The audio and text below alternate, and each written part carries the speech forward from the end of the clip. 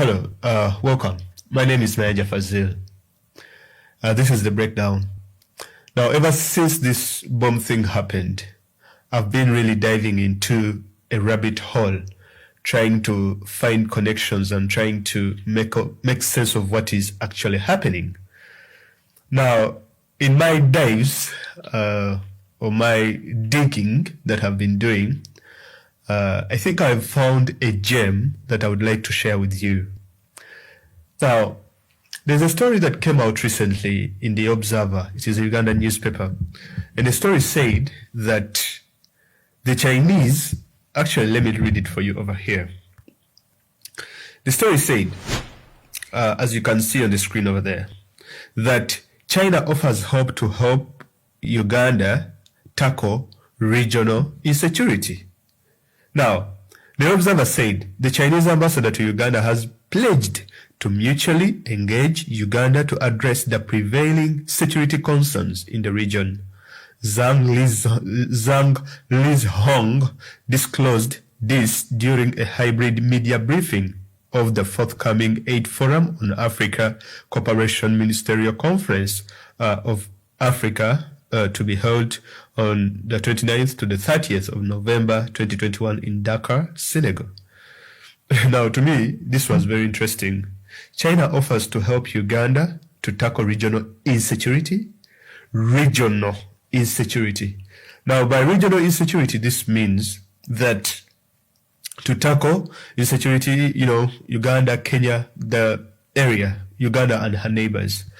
And as we see right now, the biggest insecurity that is happening in the country is definitely, in the region, is one that is in the Democratic Republic of the Congo. Forget about all these bombs that are blowing up in Uganda, killing 2 or 3 people. It's not where the insecurity is. There has been fighting in the eastern part of Congo, and a lot of people have moved from those areas and crossed the border to Uganda and given refugee. But as I speak right now, I think they have headed back again. So I was like, okay, China? What is really happening with China? Well, I knew that while I've been explaining these terrorist acts that have been taking place and happening here and there, and trying to explain to you the moment why Uganda is invading and all this kind of stuff. But I've always stressed a point of the interests of these world powers, that is the Chinese, as well as the Western world, in particular the United States of America. Now, you should understand that the world is moving away from oil, and it is moving towards electric cars. The world's largest deposit of cobalt is the raw material that is used to make batteries, is found where? You guessed it right. It's found in the Democratic Republic of the Congo. You should understand very well, whenever the Americans have looked for a war, or whenever they look to, to get these resources, they will always create that sort of narrative. So terrorism has now become the card that you play. Now, when terrorist activities took place in the United States of America in 2001, America attacked Afghanistan. But we know very well that the terrorists that bombed the World Trade Center, none of them was coming from Afghanistan. All of them were nationals of Saudi Arabia, but Saudi Arabia was never attacked. Then, when they reached Afghanistan, the so-called axis of evil that Bush announced, they ended up going where? In Iraq. By lying to the world that Saddam Hussein had weapons of mass destruction. Him and Blair. You should understand very well, as we speak today, Tony Blair is very much versed within the Great Lakes region. Recently, he was appointed by the Tanzanian president to improve the image of the so-called Tanzanian president, Samia Suluhu, that Magufuli had spoiled their international image, which is really fascinating. But to get you away from that, we saw the same thing happen with Gaddafi taken out, and now the country that has one of the best oil can no longer benefit from its oil.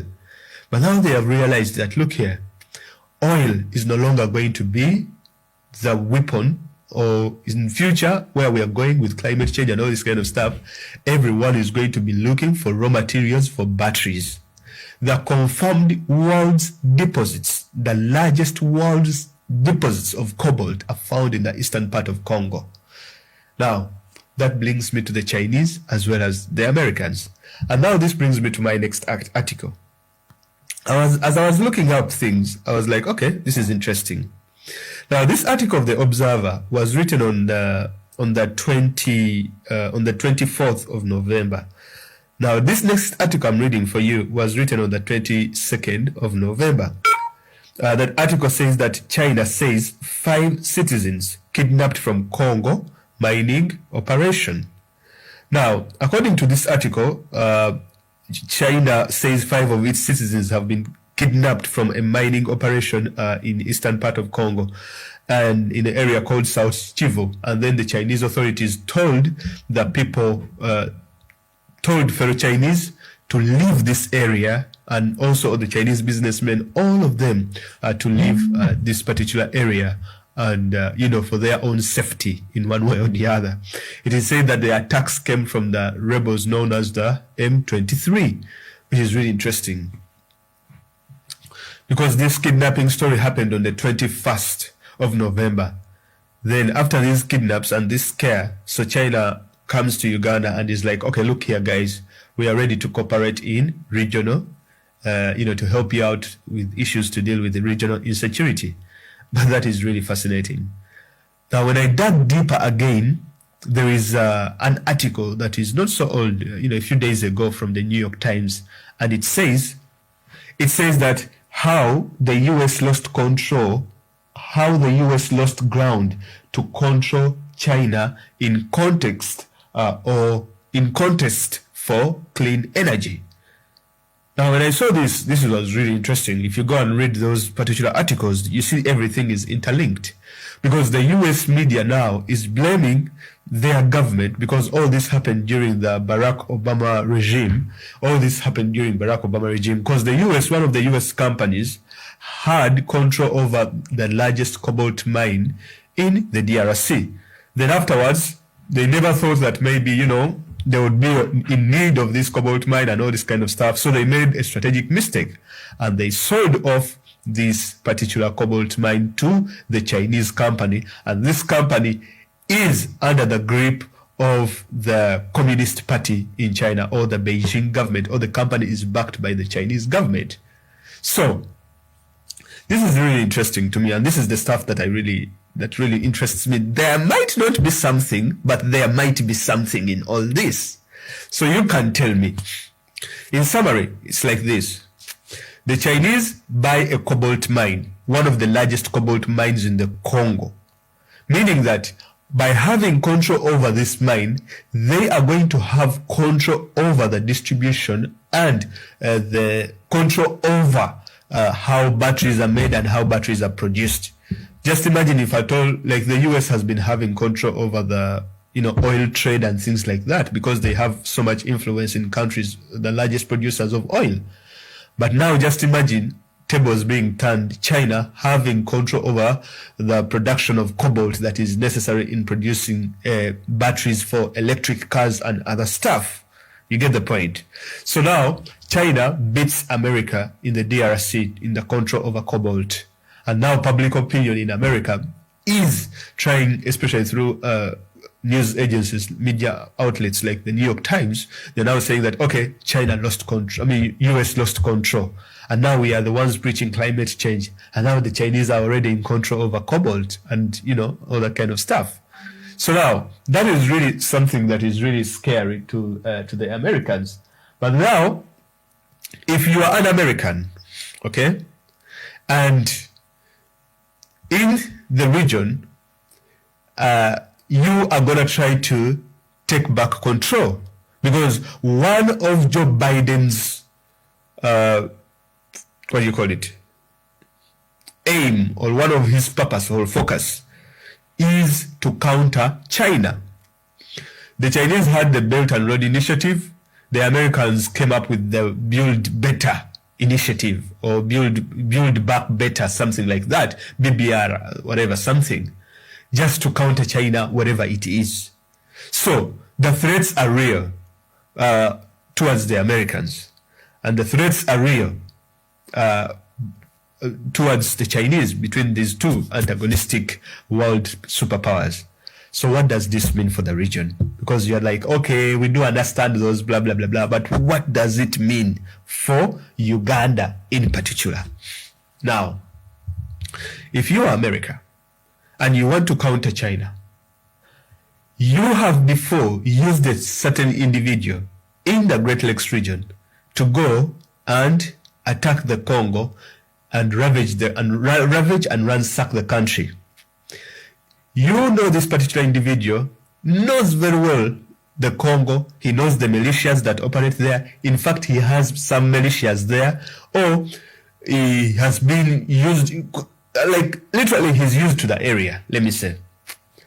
So isn't it time to call up an old friend? And he's like, hey, Museveni, I want to get into the Congo. How do I get in? That is why you see in March 2021, it is the United States of America. It is not the entire world. No. It's not that the US sat, or Canada or America or Australia, blah, blah, blah. Like they sat and they said, okay, guys, there is now ISIS in the DRC. Like the same thing that happened in 2001 when Colin Powell went to the United Nations and told the world that Saddam Hussein has weapons of mass destruction. The same thing is happening. America telling the world that there is ISIS in the Democratic Republic of the Congo, the so-called Islamic State in the Central African Republic. Now, I went to school. I have to ask myself, why is it that wherever there are minerals in Africa, there is ISIS? For example, if you look at Nigeria, there is Boko Haram, aka /ISIS. In the Sahel, in these regions, the Lake Chad region and all this kind of stuff, where there is a lot of minerals and all, so much wealth there, mineral ores and stuff, ISIS is there. My God, this ISIS has become something completely different. I was really shocked. I never thought ISIS could make it to Mozambique. That is a very long way, man, from Middle East to Mozambique. But because there is very many deposits of liquefied natural gas offshore in Mozambique, in Cabo Delgado area, all of a sudden ISIS has now surfaced. And so, because there is so many cobalt deposits in the Democratic Republic of Congo, especially in the eastern part of Congo, ADF has now declared itself ISIS. Oh my God. So I'm like, there is something here, really. There is something here that does not add up. Why? So now Museveni plays into that. Because ADF is the making of Museveni. That's why you see Museveni is still holding who? Jamiru Mukulu. And to one time you will see Museveni actually handing over Jamiru Mukulu either to be sent off to Guantanamo Bay or to be extradited to Zaire or to be taken to somewhere as a gesture to show that ISIS is really serious. And I believe that these bombs, we have not seen the last of them. Now, is it true that ADF is there? Is it true that ADF and all this kind of stuff? Yes, ADF was there. But the threat that was there initially in the 90s is no longer there. You get it? And this is what I told you. By adding the word ISIS on ADF, that means that the intervention of the Americans is, it calls for the intervention of the Americans either through a proxy force like the Ugandan one. What we are seeing now, Uganda is going to invade Congo. And when it invades Congo, it's going to take over these mines and protect the mines on behalf of the Americans.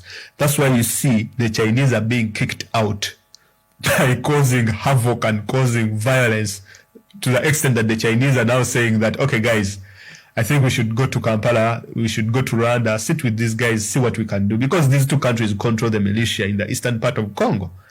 Now, Uganda doesn't really have that much control in the eastern part of Congo, but it is looking for a pretext to get in there by hook or by crook.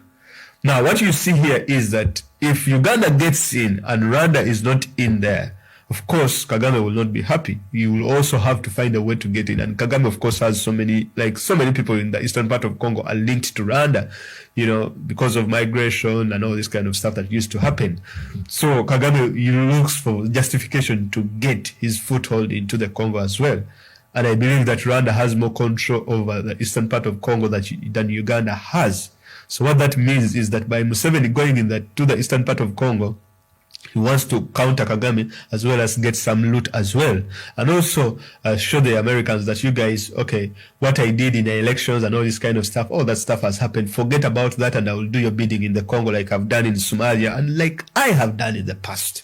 So that is the geopolitics. That is what is actually happening. Whereas this might not be formal, but it is something that anyone who has been studying the geopolitics of the Great Lakes region or these countries can really understand and put these chips together and know that going to pursue or hot pursuit after the ADF or ISIS in the DRC is just a pretext to